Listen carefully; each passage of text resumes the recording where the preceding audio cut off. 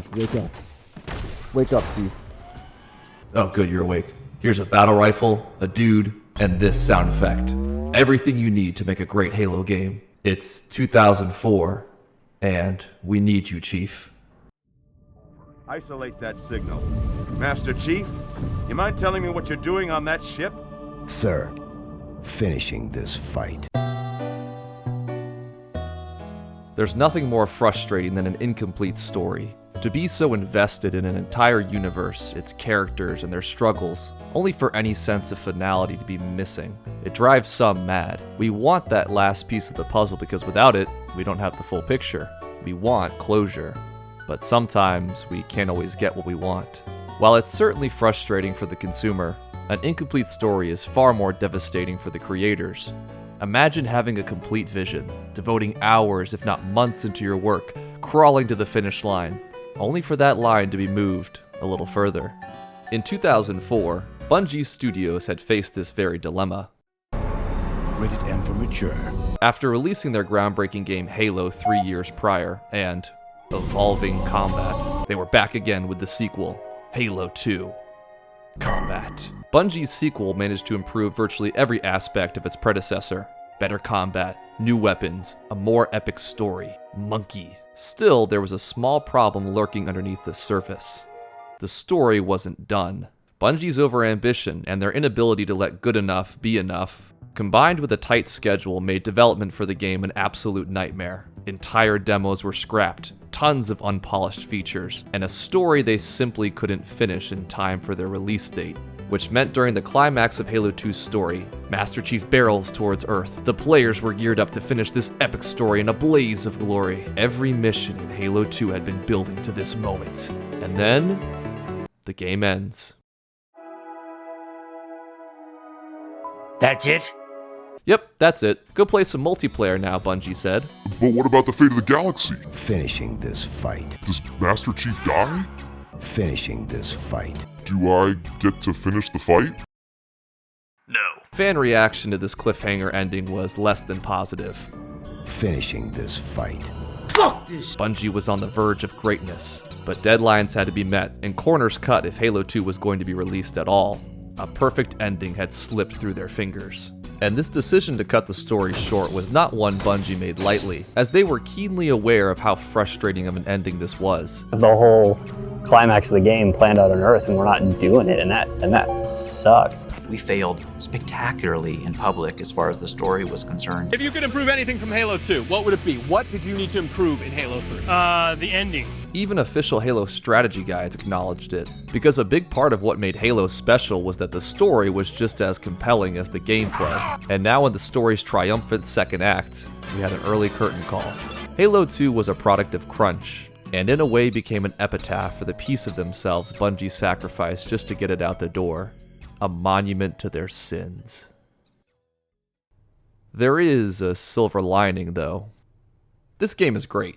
Barring the cliffhanger ending, everyone loved it. And most importantly for Bungie's parent company, Microsoft, everyone wanted to buy it. Which meant Microsoft and Bungie went all in for the marketing. Billboards, Slurpee cups, an alternate reality game that had Halo fans actually go outside. That's the real accomplishment. They had such faith in Halo 2 that they announced the release date by having one of Microsoft's vice presidents tattoo the date on his arm. I'm still waiting for Todd Howard to reveal his Elder Scrolls 6 brand, but what are you gonna do? And for their efforts, Halo 2 smashed records, making over $125 million in its first day alone. Microsoft and Bungie had put it all on green and made out like bandits. So how do you top unprecedented success? Well, you bet even bigger, and you bet on everything, by making one last Halo game. This time there would be no loose ends, because Halo 3 was the end. All Bungie needed to do was continue their record of breaking records. They had made a promise to finish the story, and it needed to be kept, with millions of dollars on the line. Microsoft imparted 4 words of wisdom to Halo 3's marketing team. Don't screw it up. It was really important to us to end on a high note with Halo 3. Our engine can do the stuff that we say it's going to do, and it's doing it right now. What we're building here is our bar for where we're going to shoot for in real gameplay. I think the expectation is huge. We knew that we had to do it better than we did Halo 2. So it was going to be a focused, concerted effort throughout to make sure that Halo 3 was The end of our trilogy. Final chapter in an epic trilogy. You don't just finish one fight. You finish all of the fights that you started in Halo 1. Send me out with a bang. By now, every gamer knew Halo. They knew Master Chief, the rings, that elite touching Johnson's cheeks, but not everyone knew Halo. The immense success of Halo 2 meant the gaming community was already sold on its sequel, and they'd buy it no matter what. So Microsoft and Bungie brainstormed. Soon enough, one marketing rep has a genius idea. After the Wii did numbers by appealing to a more casual audience, Microsoft realized, why waste your time selling to a group of people that are already sold? If we want to top Halo 2, then we need to appeal to the non-gamer. Because Halo can be fun for all ages. Even grandma can get in on the action. And so the trajectory of Halo 3's marketing was firmly cemented. It didn't matter if you knew what a Kig Yar is, you are going to know who this guy is. Everything about Halo 3 was going to be the most bombastic, biggest, over-the-top event of your life. After all, if you're gonna sell someone who's never picked up a controller on a game, you don't pitch it as a game, but a cultural event. Case in point, rumors have been swirling of next year's Hollywood summer blockbuster, Spider-Man 3, Pirates of the Caribbean 3, and the absolute juggernaut, Shrek 3. This movie. They were all slated for a summer release in 2007, which was later dubbed the Summer Threequel, but the Halo 3 marketing team said the biggest movie of that year would be the one you don't go to the theater for. Oh, Shrek eats rats? Yeah, we got Halo 3 rat. Harry Potter? No thanks, we already got Voldemort. I firmly believe Halo 3 is going to be one of the 3 biggest consumer entertainment events of the year, with Spider-Man 3 and Harry Potter's last book. They wanted Halo 3 to rival the likes of even a new Star Wars movie. They wanted Master Chief in gaming outlets and mainstream ones. New York Times, the Associated Press, Time Magazine, all of them would have Chief on page 117, which she eventually would. Even stuffy-ass rich people would open the 1%er Times and see Halo. Halo 3 was going to be the pop culture event for everyone, and if you didn't buy Halo 3, then you. With an estimated budget of $40 million, Halo 3's marketing team concocted a 5-phase strategy to sell this game. They treated Halo 3's marketing almost like a game of chess, where every move was highly calculated to maximize success. Only they knew Halo 3 was gonna sell, so really their only opponent was themselves. It was a strategy so brilliant and truly unhinged that it created some of the craziest products, the wildest stories, left an indelible mark on our culture for years to come. And it was time for them to move their first piece. Halo, it's finished. No, I think we're just getting started. After 2 long years, we finally got our first taste of Halo 3 at E3 2006. Microsoft let some random Geek Squad guy present Halo 3, which was nice of them. We got a little in-game footage. Let's let them take a look at that. Halo had become so iconic now that people started giggling just from one single piano note. We then reveal HD Sand, which you gotta clap for HD Sand. After some mysterious messages from Master Chief's AI companion Cortana, we finally see the Chief in all his glory, and our slogan for the entire marketing campaign. From here on out, Halo 3 hit the ground running. Microsoft used their small loan of $40 million to recruit the top talent. What if I told you we were putting a team together? Money! You want Halo 3 to rival Hollywood? Then how about you recruit some Hollywood talent? VFX studios that had worked on major films like Apollo 13 and that one with the boat that no one watched were hired just to make the commercials. You might not recognize the name McCain Erickson, but you definitely know their work. This was the advertising agency responsible for the Mean Joe Green commercial, the Gears of War Mad World ad, and Dumb Ways to Die. Seriously. So they knew how to market, and they were now on Halo 3's roster. The best in the industry were working together to sell the most anticipated game of the decade, so they wanted this cultural event to coincide with another. Something as American as apple pie and extortion.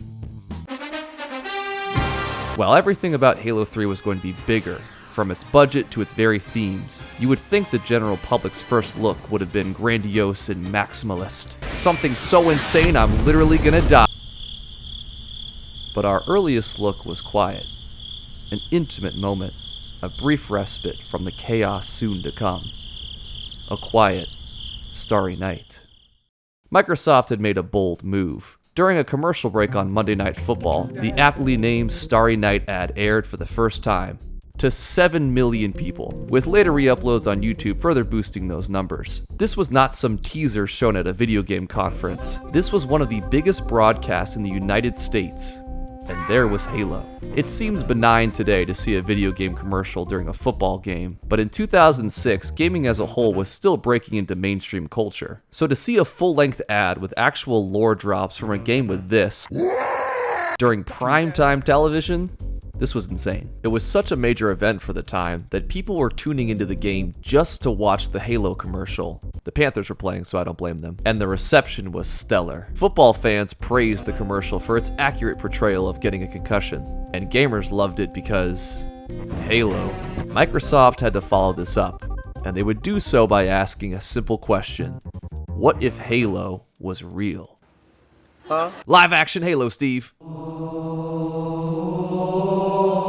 It's 2007. A video is stealth dropped on the Bungie.net forums. It's called Arms Race, and oh my god, it was showing Halo in real life, predating Paramount's Master Chief's by over a decade. It didn't tell us much about the story of Halo 3, or anything really. This was eye candy, but tasty eye candy. Hop it a little more! Another short. This one is just called Combat, the title being a subtle hidden Easter egg reference to the Halo franchise, where there is combat. But for the very first time we see, in real life, actual combat from the Halo universe. When you first saw Halo, were you blinded by its majesty? Blinded? Paralyzed? Dumbstruck? One last short film, which debuted on the Discovery Channel's website of all places. Last One Standing was its name. And it's in the final installment of these videos that we see Microsoft truly flex their budget. These short films cost thousands of dollars to create the sets, make original costumes, hire stuntmen and VFX artists, actors, and stunt coordinators. I mean, do you even know how hard it is to find a classically trained brute actor on such short notice? Or a Banshee that's up to OSHA and union standards? Yeah, didn't think so. They made an actual functioning warthog. They had Neil Blomkamp, the same guy that directed all of these movies, direct this. So much money went into this that some of the costumes honestly look closer to the games than the Paramount TV show, because these videos served a dual purpose of both marketing and as test footage. In pursuing their goal of beating a Hollywood film, ironically, the marketing team ended up making one themselves, as these shorts were used to visualize a potential Halo movie, with a prime Lord of the Rings era Peter Jackson rumored to direct. Holy crap. And all of this money and time was for roughly 6 minutes of content, most of which premiered on the Cash Cab channel's website. But sometimes it's worth paying the price. For Halo fans, this is what it felt like to play Halo, even though it looked like this. The team behind this were able to truly capture the Halo experience in just a few minutes. While it was grand in scale, all these shorts was essentially fan service. Because if there's one thing that truly made Halo special, it was the community. And the community would be greatly rewarded for their loyalty, as the next piece was in play. HBO and all those guys that are really rabid fans, so we're trying to hook up the people that are really close to us in terms of the fan community as well, and get them in and let them play the game. Part of what made Bungie a cut above the rest was their commitment to the community. They knew that without their community, there would be no Bungie, and without Bungie, there would be no community. So the more that Bungie and the fans engaged with each other, the more this became a positive feedback loop. Halo 3 will certainly reach mass appeal, as you'll soon see, but all the while, the hardcore fans were never left behind. The marketing approach for the Halo fans was not, how can we sell you this game? It was, how can we make you part of the game? So much of the marketing thus far was shrouded in mystery. Who is in Starry Night? Did this brute actor actually go to Juilliard? Why is Cortana glitching out? Is she safe? Is she alright? All of it was just begging you to peel back the layers and dig a little deeper. Hold up. The Starry Night ad. Slow down. Freeze. Zoom. Enhance. Nullify. Triangulate. Unblur. Jesus Christ. Halo3.com. Fans flooded to Halo3.com. Turns out, if you signed up quick enough, you could receive an email from Bungie themselves containing the Holy Scripture. Welcome, my son or daughter, to the Halo 3 multiplayer beta. With a subscription of Xbox Live Gold, of course, $49.99 a year. Months before the game was even out, regular Halo fans could get an exclusive sneak peek at Halo 3's multiplayer, not just the gaming influencers. Mountain Dew or you buy Doritos. Thousands of open slots were filled in a matter of hours, leaving those too slow to click in the dust. Damn it! Fear not though, Microsoft had other plans for you. If you cracked open a copy of Crackdown, you could get yourself a code to the beta, and free access to all the no-scoping your heart desires. These codes were so coveted that many bought an entirely new game just for the code. Halo 3 was becoming such a major commercial event that even the smallest pieces of content were used to sell other games. And it worked. Bungie and Microsoft knew that having an open beta would be a good call, as according to one Microsoft vice president, the Halo community has an insatiable desire for more Halo. And goddamn, he was right. What was originally intended as a stress test for the Xbox Live servers became a stress fracture. In just 1 month, over 800,000 people logged on to play the beta. The servers were swamped. People would enter their codes and queue for hours because there was simply no room.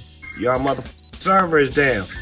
Get that shit back up, we trying to play. Fix it, Bill Gates. But Bungie extended the beta for a little longer, so everyone could get their games in. After a glorious month, on June 10th at 11:59 p.m., the beta was closed. Thank you for participating. Please enjoy.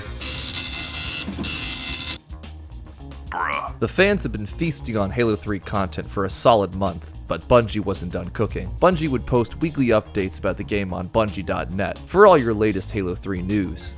Oh, you're illiterate? Alright, little concerning. But fear not, because Bungie began uploading small video documentaries on the development of Halo 3 as it was being made, explaining every minute detail of the game, with Latin puns to boot. For those loyal fans, Bungie made them feel like they were part of the game-making process every step of the way, like you were there helping them to finish the fight. Until someone stumbled upon this mysterious post on the Bungie.net forums. What is this? What?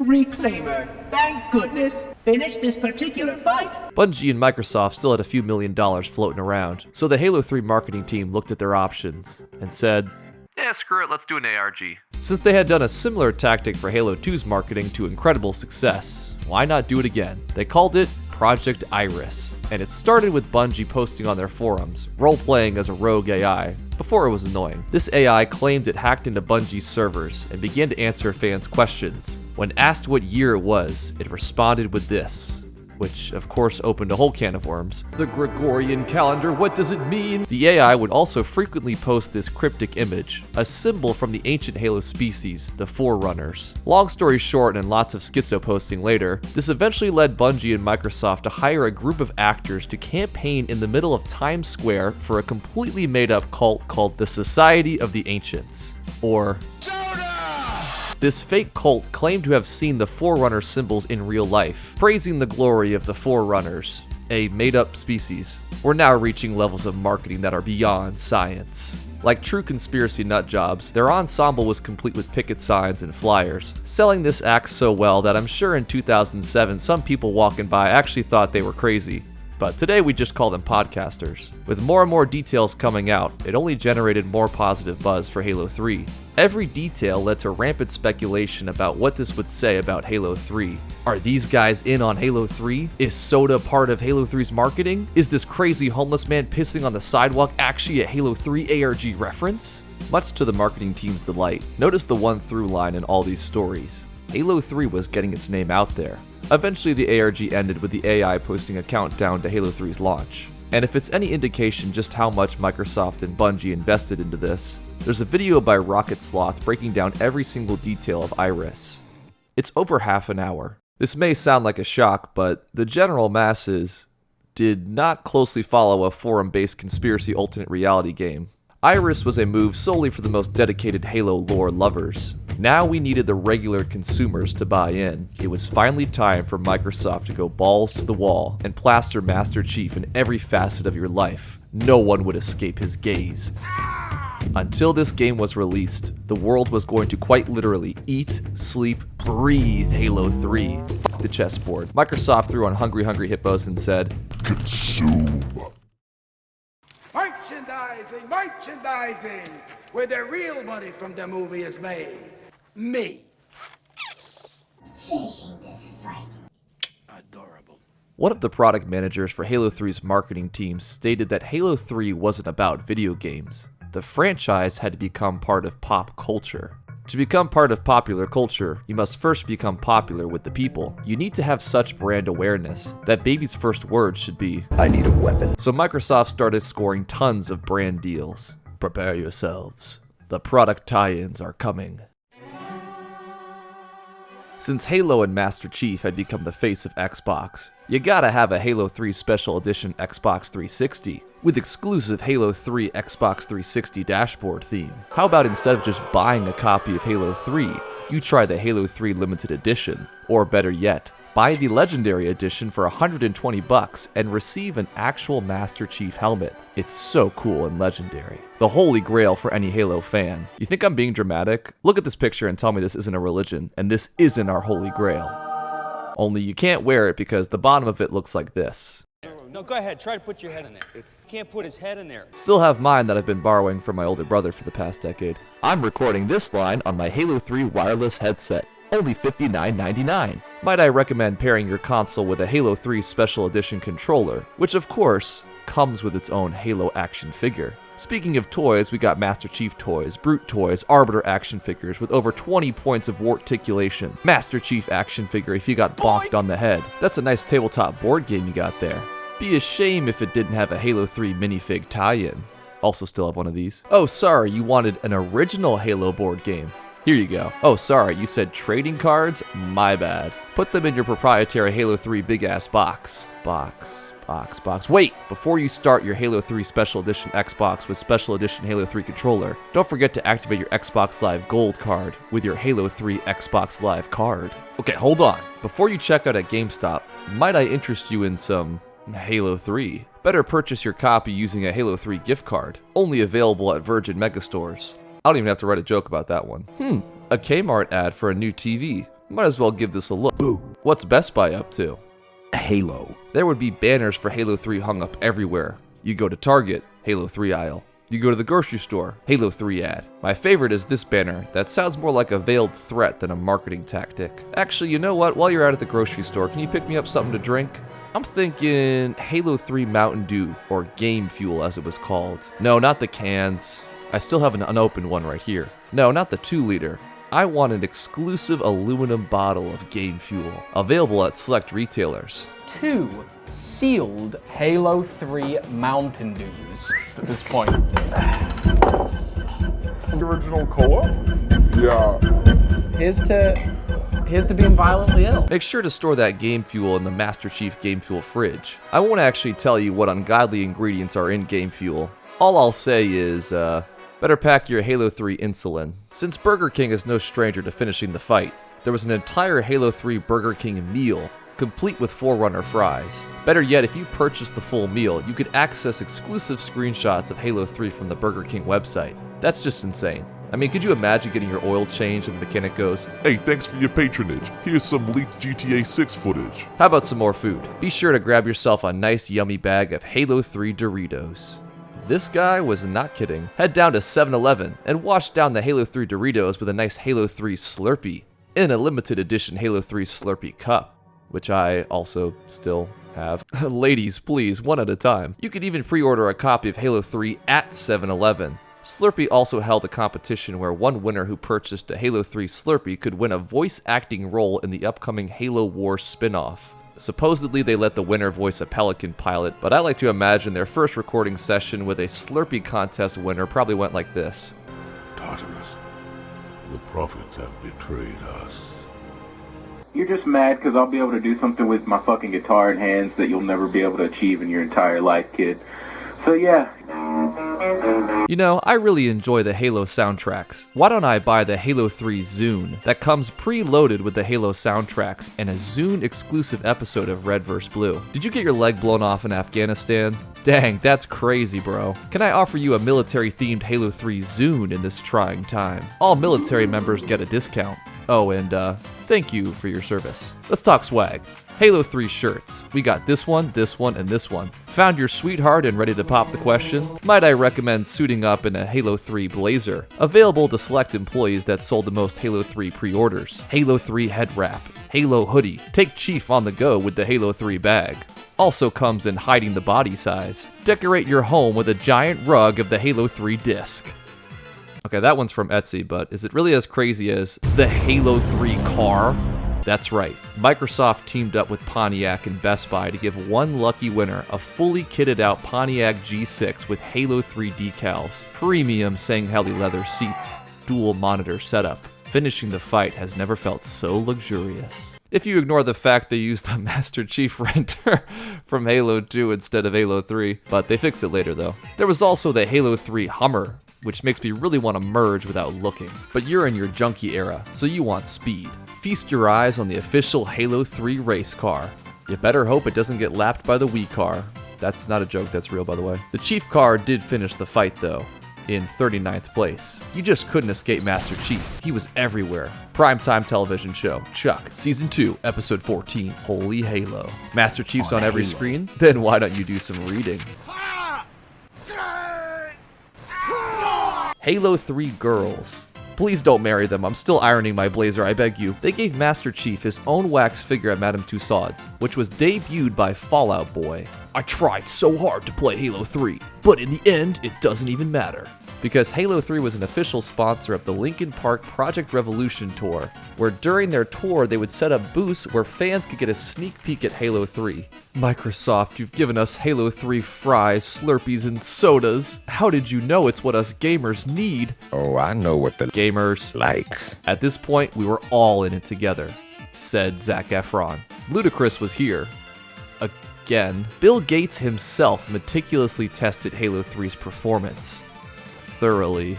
London's Waterloo IMAX Theater was given a Halo 3 makeover for an early access multiplayer tournament, attended by the likes of LL Cool J, Carmen Electra, and Pharrell Williams, who looks very unhappy to be here. Apparently Pharrell, Carmen, and LL even played a game of Team Deathmatch, during which Pharrell pulled the classic guy who always says it's the controller's fault and requested to pause the match mid-game to change his controls. At least Chief got to walk the red carpet. And you told me you were gonna wear something nice. In New Zealand, they put copies of Halo 3 in a giant ice block where fans could chip away at it to get their copies. Is this a 4000 IQ reference to Halo 3's ending, or the stupidest thing you've ever seen? I'll let you decide. Halo 3 had so much clout that they got Nolan North, Firefly-era Adam Baldwin, and Nathan Fillion to voice the eponymous Halo character, Marine Number 3. There were giveaways and giveaways and giveaways. Halo 3's on TV? Let's give it a watch. We're giving away collectors. You see this 4th century mosaic of Byzantine Emperor Justinian I? Well, Microsoft actually made a functional time machine to tell the artist to put a Halo in it.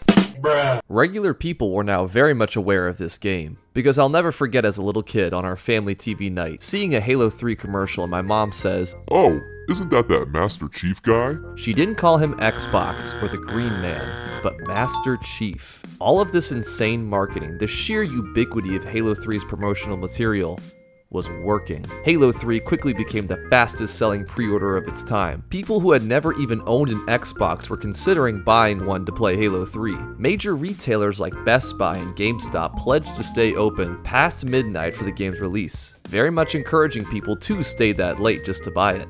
And they made it very clear which game you could get at their stores. Big Family Games? Microsoft even published a list of which stores would stay open after midnight for Halo 3's release. There was over 10,000. Some fans were so inundated with Halo 3 marketing that they said, finish the fight, more like bye to Halos.